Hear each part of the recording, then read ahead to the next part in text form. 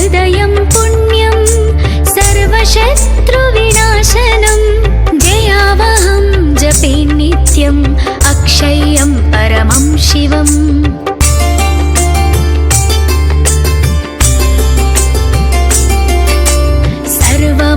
सर्वमङ्गलमाङ्गल्यं सर्वपापप्रणाशनं चिन्ताशोकप्रशमनम् आयुर्वर्धनमुत्तमम् रश्मिमन्तं समुद्यन्तं देवासुरनमस्कृतं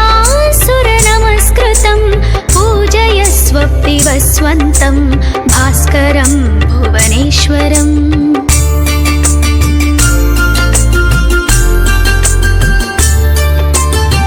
सर्वदेवात्मको ह्येष तेजस्वी रश्मिभावना येष देवासुरागणान् लोकान् पाति गभस्तिभिः एष ब्रह्म च विष्णुश्च शिवस्कन्दः प्रजापतिः महेन्द्रो धनदः कालो यमः सोमो ह्यपाम्पतिः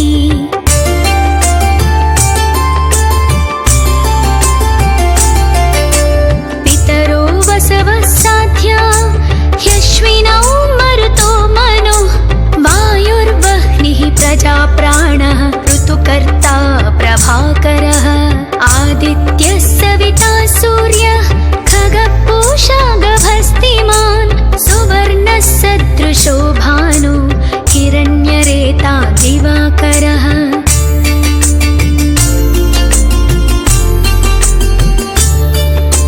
हरिदश्वः सहस्राचिः सप्तसप्तिर्मरीचिमान् तिमिरोन्मन्तनः शम्भुः त्वष्टा मार्ताण्डकोंशुमान् हिरण्यगर्भः शिशिरः तपनो भास्करो रविः अग्निगर्भोदितेः पुत्रः शङ्खः शिशिरनाशनः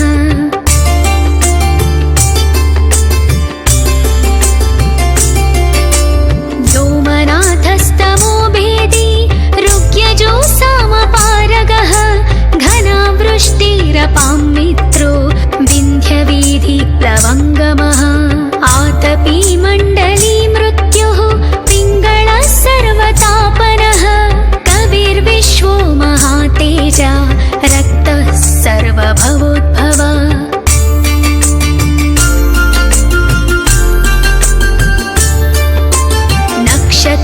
नक्षत्रग्रहताराणाम् अधिपो विश्वभावनः तेजसामपि तेजस्वी द्वादशात्मा नमोऽस्तु ते नमः पूर्वाय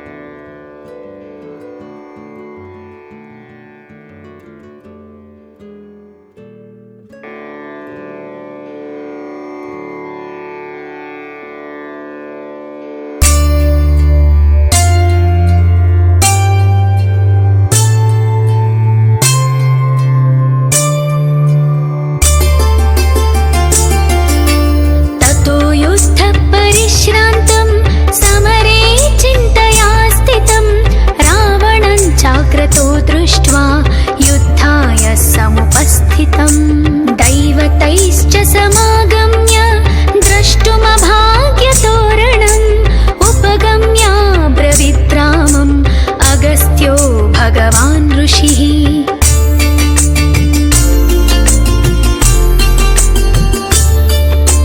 राम राम महाबाहो शृणु गुह्यां सनातनं, येन सर्वानरीन् वत्स समरे विजयिष्यसि। आदित्यहृदयं पुण्यं सर्वशत्रुविनाशनं, जयावहं जपे नित्यम् अक्षय्यं परमं शिवम्।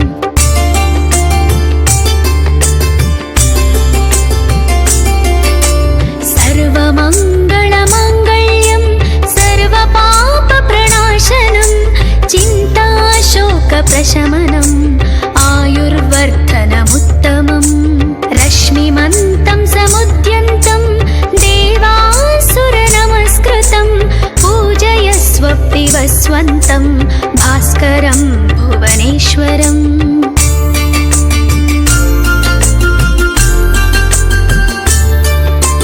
सर्वदेवात्मको ह्येष तेजस्वी रश्मिभावना, येष देवासुरागण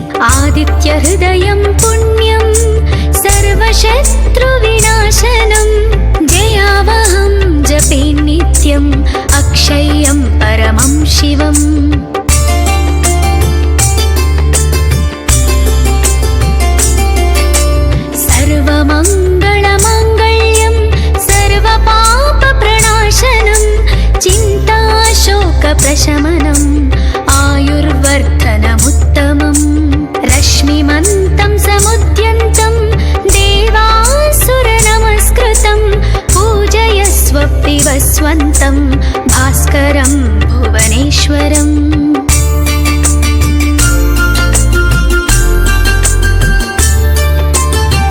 सर्वदेवात्मको ह्येष तेजस्वी रश्मिभावना येष देवासुरागणान् लोकान् पाति गभस्तिभिः एष ब्रह्म च विष्णुश्च शिवः स्कन्दः प्रजापतिः महेन्द्रो धनदः कालो यमः सोमो ह्यपाम्पतिः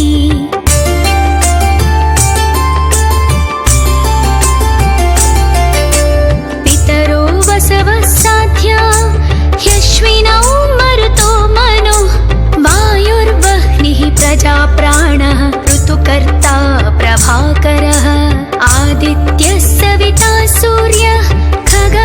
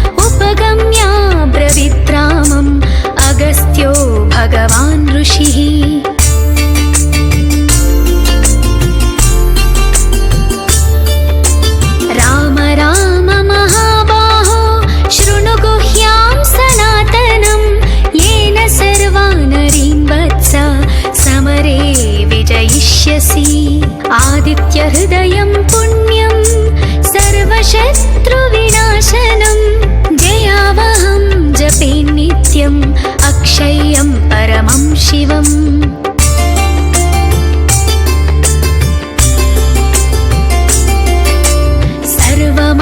सर्वमङ्गलमाङ्गल्यं सर्वपापप्रणाशनं चिन्ताशोकप्रशमनम् आयुर्वर्धनमुत्तमम् रश्मिमन्तं समुद्यन्तं देवासुरनमस्कृतं पूजयस्व विवस्वन्तं भास्करं भुवनेश्वरम्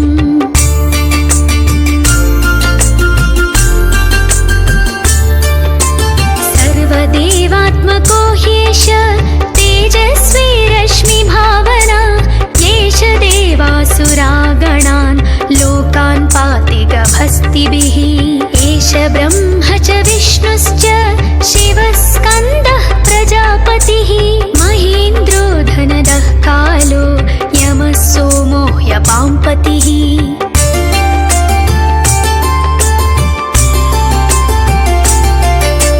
पितरो वसवः साध्या ह्यश्विनौ मरुतो मनो वायुर्वह्निः प्रजाप्राणः ऋतुकर्ता प्रभाकरः आदित्यः सविता सूर्यः खगः गभस्तिमान् सुवर्णः सदृशो भानु हिरण्यरेता दिवाकरः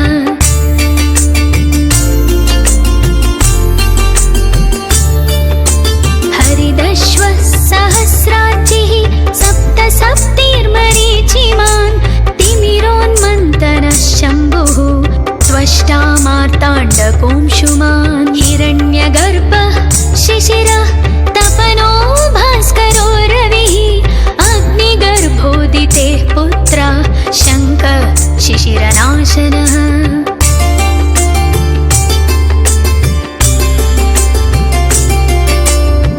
व्योमनाथस्तमो भेदी ऋग्यजो सामपारगः घनावृष्टिरपां मित्रो विन्ध्यवीधिप्लवङ्गमः आतपी मण्डली मृत्युः पिङ्गळः सर्वतापनः कविर्विश्वो महातेजा रक्तः सर्वभवोद्भव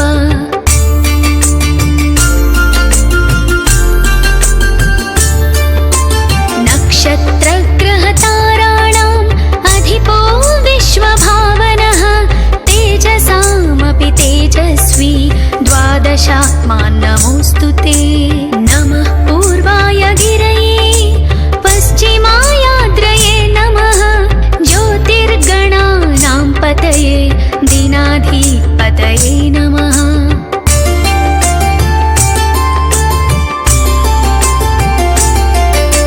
जयाय जयभद्राय हर्यश्वाय नमो नमः सहस्रांशो आदित्याय नमो नमः नमः उग्राय वीराय सारंगाय नमो नमः नमः पद्मप्रबोधाय मार्ताण्डाय नमो नमः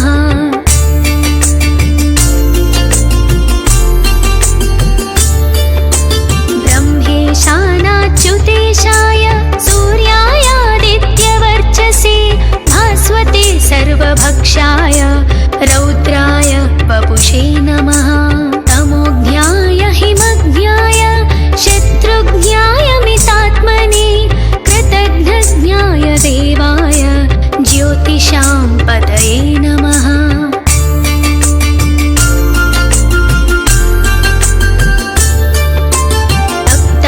तप्तचामीकराभाय वह्नये विश्वकर्मणे नमस्तमोभिनिघ्नाय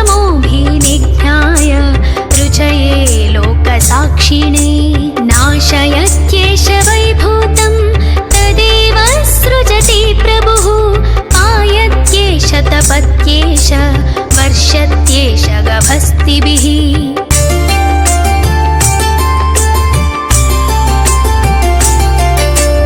येष सुप्तेषु जागर्ति भूतेषु परिनिष्ठितः येष एवाग्निहोत्रं च फलं चैवाग्निहोत्रम् मन्त्रिणां वेदाश्चक्रत्तवश्चैव क्रतूनां फलमेव च यानि कृत्यानि लोकेषु सर्व एष रविः प्रभुः।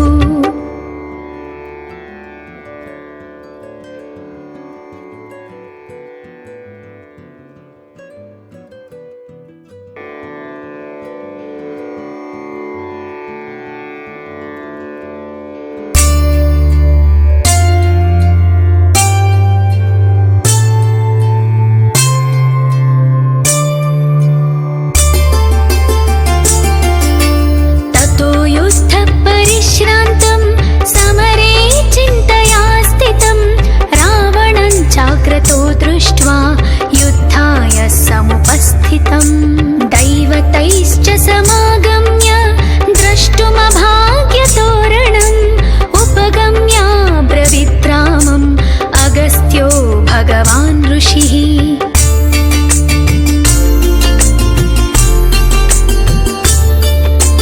राम राम महाबाहो शृणु गुह्यां सनातनं येन सर्वानरीन् वत्स समरे विजयिष्यसि।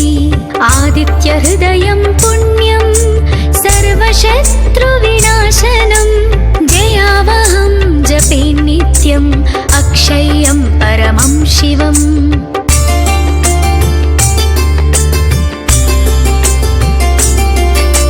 सर्वमङ्गलमाङ्गल्यं सर्वपापप्रणाशनं चिन्ताशोकप्रशमनम् आयुर्वर्धनमुत्तमम्। रश्मिमन्तं समुद्यन्तं देवासुरनमस्कृतं पूजयस्व पिबस्वन्तं भास्करं भुवनेश्वरम्।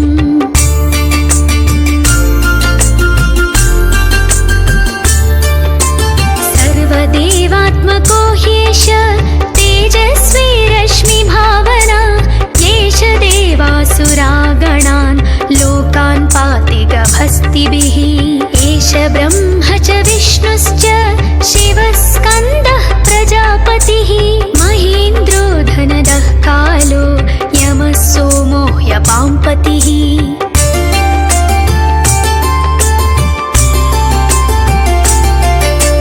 पितरो वसवः साध्या ह्यश्विनौ मरुतो मनुः वायुर्वह्निः प्रजाप्राणः ऋतुकर्ता प्रभाकरः।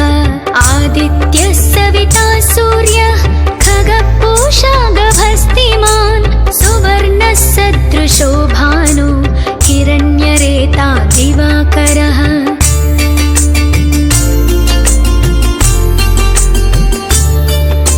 हरिदश्वः सहस्राचिः सप्त सप्तिर्मरीचिमान् तिमिरोन्मन्तनः शम्भुः त्वष्टा मार्ताण्डकोंशुमान्। हिरण्यगर्भः शिशिरः तपनो भास्करो रविः अग्निगर्भोदितेः पुत्रः शङ्खः शिशिरनाशनः।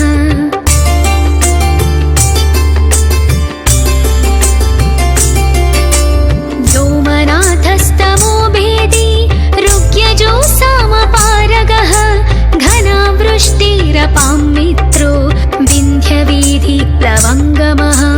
आतपी मण्डली मृत्युः पिङ्गळः सर्वतापनः कविर्विश्वो महातेजा रक्तः सर्वभवोद्भव।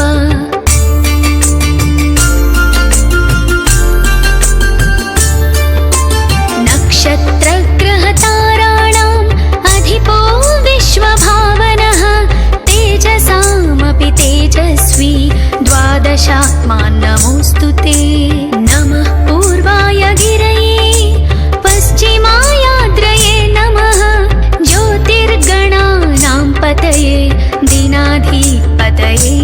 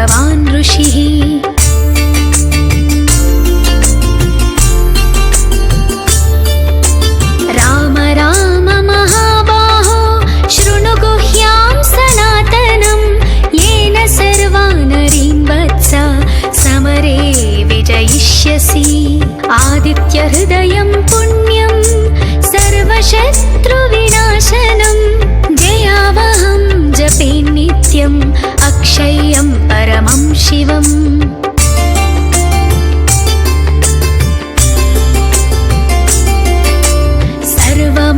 सर्वमङ्गलमाङ्गल्यं सर्वपापप्रणाशनं चिन्ताशोकप्रशमनम् आयुर्वर्धनमुत्तमम् रश्मिमन्तं समुद्यन्तं देवासुरनमस्कृतं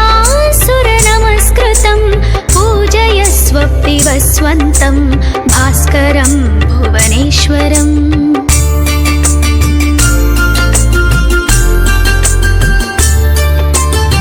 सर्वदेवात्मको ह्येष तेजस्वी रश्मिभावना येष देवासुराग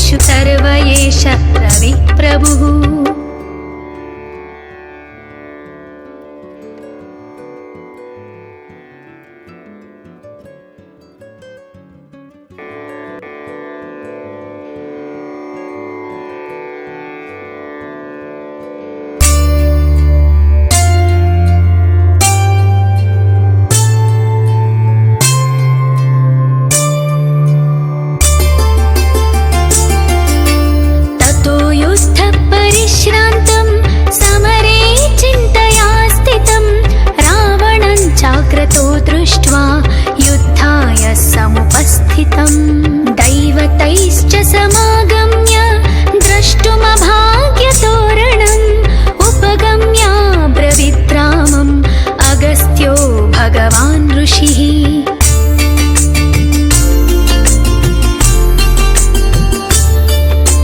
राम राम महाबाहो शृणु गुह्यां सनातनं येन सर्वानरीं वत्स समरे विजयिष्यसि आदित्यहृदयं पुण्यं सर्वशत्रुविनाशनं जयावहं जपे नित्यम् अक्षय्यं परमं शिवम्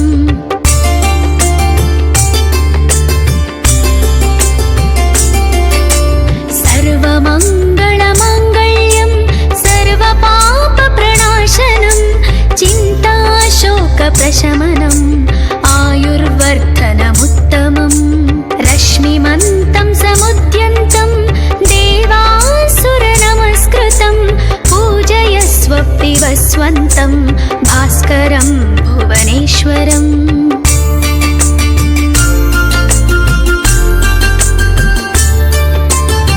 सर्वदेवात्मको ह्येष तेजस्वी रश्मिभावना येष देवासुरागणान् लोकान् पाति गभस्तिभिः एष ब्रह्म च विष्णुश्च शिवस्कन्दः प्रजापतिः महेन्द्रो धनदः कालो यमः सोमो ह्यपाम्पतिः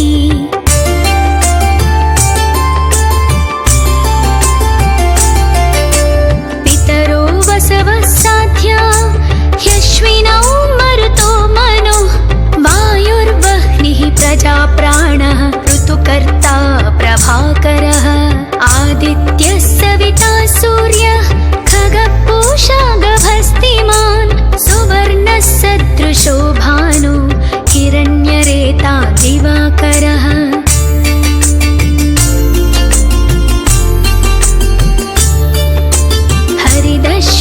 सहस्राचिः सप्त सप्तिर्मरीचिमान् तिमिरोन्मन्तनः शम्भुः त्वष्टा मार्ताण्डकोंशुमान् हिरण्यगर्भः शिशिरः तपनो भास्करो रविः अग्निगर्भोदितेः पुत्रः शङ्कः शिशिरनाशनः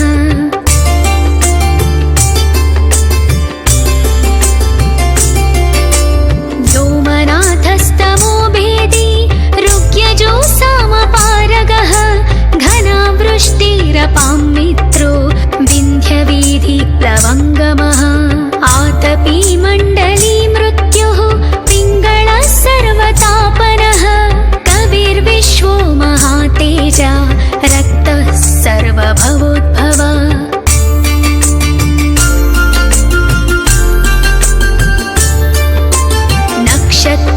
नक्षत्रग्रहताराणाम् अधिपो विश्वभावनः तेजसामपि तेजस्वी द्वादशात्मान् नमोऽस्तु ते नमः पूर्वाय गिरये पश्चिमायाद्रये नमः ज्योतिर्गणानां पतये दीनाधिपतये